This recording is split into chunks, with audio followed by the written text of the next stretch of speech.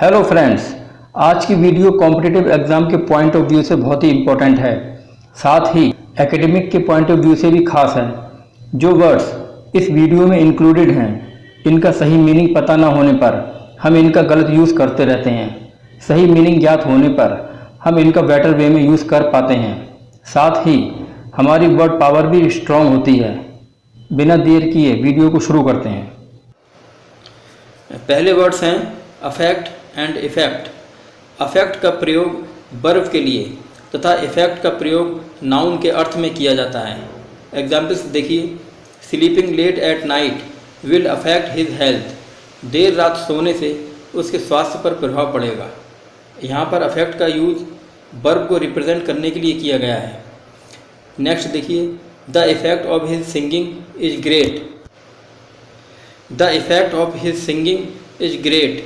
उसके गाने का प्रभाव या असर अच्छा है। यहाँ पर इफेक्ट का यूज़ वर्ब को नाउन को रिप्रेजेंट करने के लिए किया गया है। नेक्स्ट वर्ड देखिए, एक्सीडेंट एंड इंसिडेंट। एक्सीडेंट का यूज़ ट्रेजिडी के लिए किया जाता है, जबकि इंसिडेंट का यूज़ मामूली घटनाओं के लिए किया जाता है। ठीक है, एक्सीडेंट का यूज़ वहाँ होता है जहाँ पर कोई बड़ी ट्रेजिडी हो जाए, बड़ी घटना हो जाए, या किसी को कोई नुकसान हो जाए, कोई एक्सपायर हो जाए, तो वहाँ पर एक्सीडेंट का यूज़ किया जाता है। एग्जाम्पल्स देखिए, he died in an accident. वह एक दुर्घटना में मर गया। ठीक, तो मर जाना या एक्सपायर हो जाना अपने आप में एक ट्रेजिडी है, तो यहाँ पर एक्सीडेंट का यूज़ होगा। नेक्स्ट, इंसिडेंट का use, we read incident in newspapers. हम न्यूज़पेपर्स में या समाचार पत्रों में छोटी छोटी घटनाएं या इंसिडेंट्स पढ़ते हैं, तो यहाँ पर इंसिडेंट का यूज़ छोटी या मामूली घटनाओं को रिप्रेजेंट करने के लिए किया गया है। नेक्स्ट वर्ड्स हैं एमेचर एंड नोवाइज। एमेचर वह व्यक्ति होता है जो किसी कला या काम को हॉबी के रूप में करता है, जबकि नोवाइज एक बिगनर होता है जो किसी काम को पहली बार करता है। तो एमेचर वह व्यक्ति होता है जो स्वयं सेवी होता है, जो अपनी मर्जी से किसी की सेवा करे या किसी की हेल्प कर दे या कोई और काम करे, लेकिन उसके लिए कुछ वो चार्ज ना करे। उसके मन में कोई ऐसा उद्देश्य ना हो कि मैं किसी की सेवा कर रहा हूँ या कोई काम कर रहा हूँ, उसके बदले मुझे कुछ मिल जाए, क्योंकि वो स्वयं सेवी है, वह खुद अपनी मर्जी से वो कर रहा है। ओके, एग्जाम्पल से इसको बेहतर तरीके से समझ सकते हैं। Suresh does not take any charge because he is amateur. Suresh जो भी काम करता है या कर रहा है, वह उसके लिए कुछ भी चार्ज नहीं करता है, क्योंकि वह एक एमेचर है, एक अव्यवसायी है, स्वयं सेवी है। ओके, चलिए नेक्स्ट वर्ड देखते हैं। He is a novice of cricket. वह क्रिकेट में अभी नया है। नोवाइज का मतलब जैसा ऊपर बताया गया, नोवाइज वह व्यक्ति होता है जो किसी काम को पहली बार करता है, चाहे वो किसी खेल को पहली बार खेले या कोई बिजनेस पहली बार करे। जैसे कि he is a novice of cricket, वह क्रिकेट में अभी नया है। He is a novice of volleyball, वह वॉलीबॉल में अभी नया है, पहली बार खेल रहा है। या कोई व्यक्ति कोई बिजनेस शुरू करता है पहली बार, तो उसके लिए हम कह सकते हैं he is a novice of this business. वह इस बिजनेस में अभी नया है। ओके, आई होप आप सबको समझ आया होगा। चलिए इसी क्रम में आगे बढ़ते हैं। तो नेक्स्ट वर्ड्स हैं एक्सेप्ट एंड एक्सेप्ट के। ये वर्ड्स लगभग सभी ने सुने होंगे, लेकिन अक्सर स्टूडेंट्स क्या है, इन वर्ड्स के यूज़ में गलती कर देते हैं, स्पेलिंग में या इसके प्रोनाउंसिएशन में या इसका यूज़ करने में। ओके, जिसके समय समय पर प्रैक्टिस करने पर इसमें हम एक्सपर्ट बन जाते हैं। तो देखिए, एक्सेप्ट का यूज़ रिसीव करने के अर्थ में, जबकि एक्सेप्ट का यूज़ छोड़कर के अर्थ में किया जाता है। इसका प्रोनाउंसिएशन लगभग सेम है, लेकिन स्पेलिंग डिफरेंट है, इसका यूज़ भी डिफरेंट है। एग्जाम्पल से इसको बेहतर तरीके से समझ सकते हैं। एक्सेप्ट का मतलब होता है स्वीकार करना, तो कोई चीज़ एक्सेप्ट कर लेना, कोई चीज़ ग्रांट करना, कोई ऑफ़र या किसी भी चीज़ को। एग्जाम्पल से इसको बेटर वे में समझ सकते हैं। I accepted the offer. मैंने ऑफ़र को स्वीकार कर लिया, एक्सेप्ट कर लिया। जो भी ऑफ़र है मुझे वो एक्सेप्ट है, स्वीकार है। नेक्स्ट देखिए, एक्सेप्ट, EXCEPT। एक्सेप्ट का मतलब होता है छोड़ना, किसी चीज़ को बाहर निकाल देना, लीव कर देना या एक्सक्लूड कर देना, EXCLUDE, एक्सक्लूड। एग्जाम्पल देखिए, माई फादर केम। मेरे पिताजी आए, एक्सेप्ट ऑल। सभी के और सबके अलावा, और सबको छोड़कर केवल मेरे पिताजी आए, बाकी लोग नहीं आए, एक्सेप्ट ऑल। आई होप ये वर्ड आपको समझ आए होंगे। नेक्स्ट देखिए, नेक्स्ट वर्ड्स हैं एडॉप्ट, एडेप्ट एंड एडेप्ट के। सबसे पहले जो बताया जाए केवल उसी पर फोकस करना है, तभी अच्छे से समझ आएगा। एडॉप्ट का यूज़ कानूनी रूप से किसी और के बच्चे को गोद लेने के अर्थ में किया जाता है। नंबर 1 इसका एग्जाम्पल देखिए, mister Raman has adopted a son to bring him up as his own.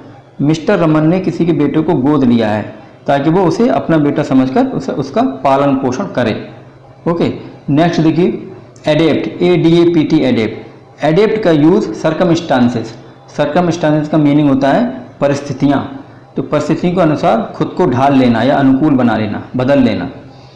इसका एग्जाम्पल देखिए, we should adapt ourselves to the changing circumstances. हमें खुद को ढाल लेना चाहिए, बदल लेना चाहिए या अनुकूल बना लेना चाहिए बदलती हुई परिस्थितियों के अनुसार। एडेप्ट का यूज कुशल के अर्थ में किया जाता है। इसके दूसरे वर्ड्स स्किल्ड और एक्सपर्ट हैं। इसका मतलब होता है किसी काम में निपुण होना, कुशल होना। Arun is adept in talking to everyone. Arun हर किसी से बात करने में निपुण है, कुशल है। नेक्स्ट वर्ड्स हैं एबिलिटी एंड कैपेसिटी। एबिलिटी का यूज़ मानसिक या शारीरिक दक्षता के लिए किया जाता है, जबकि पावर टू होल्ड अथवा पावर टू रिसीव के लिए कैपेसिटी का प्रयोग किया जाता है। एबिलिटी का यूज़ आपकी मानसिक क्षमता को दर्शाने के लिए किया जाता है कि आपकी मानसिक योग्यता इतनी है कि आप किसी भी प्रॉब्लम को या समस्या को सॉल्व कर सको अपनी योग्यता के according. Example, I have ability to solve this sum. मेरे अंदर इस सम को या क्वेश्चन को सॉल्व करने की योग्यता है। और जबकि कैपेसिटी का यूज़ होता है किसी चीज़ की क्षमता के लिए, मतलब किसी बॉक्स में या टैंक में कितनी चीज़ रिसीव हो सकती है या आ सकती है। Example, this tank has a capacity of 20 litres. इस टैंक की क्षमता 20 लीटर की है। 20 लीटर वाटर या ऑयल या कुछ और लिक्विड वगैरह। नेक्स्ट वर्ड्स हैं एक्सेस, ACCESS, एक्सेस, जिसका मतलब होता है पहुंच या अप्रोच। और EXCESS, एक्सेस, एक्सेस का मीनिंग होता है अधिक, मोर देन नीडेड, जितनी ज़रूरत है, जितनी आवश्यकता है उससे अधिक। I have no access to the principal. Principal तक मेरी पहुंच नहीं है। Next, excess of everything is bad. हर चीज़ की अधिकता खराब होती है, बुरी होती है। नेक्स्ट वर्ड्स एडवाइस के हैं। देखिए, ADVICE, एडवाइस, जिसका यूज़ हमेशा नाउन के रूप में किया जाता है। Example, my father gave me an advice to get up early in the morning. मेरे पिताजी ने मुझे सुबह जल्दी उठने की सलाह दी या परामर्श दिया। नेक्स्ट, ADVISE, एडवाइस, इसका यूज़ हमेशा वर्ब को रिप्रेजेंट करने के लिए किया जाता है। My teacher advised me to read mindly. मेरे टीचर ने या अध्यापक ने मुझे ध्यान से पढ़ने की सलाह दी। नेक्स्ट एग्जाम्पल है एडवाइजेस का, ADVICES, एडवाइजेस, जिसका मतलब होता है व्यापारिक सूचनाएं, व्यापार या बिजनेस से संबंधित सूचनाएं। He received advises from my Calcutta branch. उसने मेरी कैलकाटा ब्रांच से व्यापारिक सूचनाएं प्राप्त की, बिजनेस से संबंधित सूचनाएं प्राप्त हुई। इस तरह के कुछ होते हैं। एक वर्ड और है आयरन, IRON, जिसका मतलब होता है लोहा। लेकिन यदि इसमें हम एस ऐड कर देंगे तो इसका मीनिंग पूरी तरह से बदल जाएगा। तो आयरन्स का मतलब होता है हथकड़ी। नेक्स्ट वर्ड्स हैं ऑडियंस एंड स्पेक्टेटर्स। ऑडियंस का यूज़ हमेशा सुनने वाले के अर्थ में किया जाता है, जबकि देखने वाले के अर्थ में हमेशा स्पेक्टेटर्स का यूज़ किया जाता है। ऑडियंस का मतलब होता है श्रोता, सुनने वाले, और स्पेक्टेटर्स का मतलब होता है दर्शक, देखने वाले। तो एग्जाम्पल्स देखिए, the audience was listening to the chief minister's speech attentively. Audience मुख्यमंत्री की स्पीच को ध्यान से सुन रही थी। Spectators were watching the match. Spectators मतलब दर्शक, दर्शक मैच देख रहे थे। नेक्स्ट वर्ड्स हैं amiable and amicable. Amiable, AMIABLE, amiable का अर्थ लवेबल यानी कि प्यारा होता है, जबकि एमिकेबल का यूज फ्रेंडली के सेंस में किया जाता है। Every son is amiable to his parents.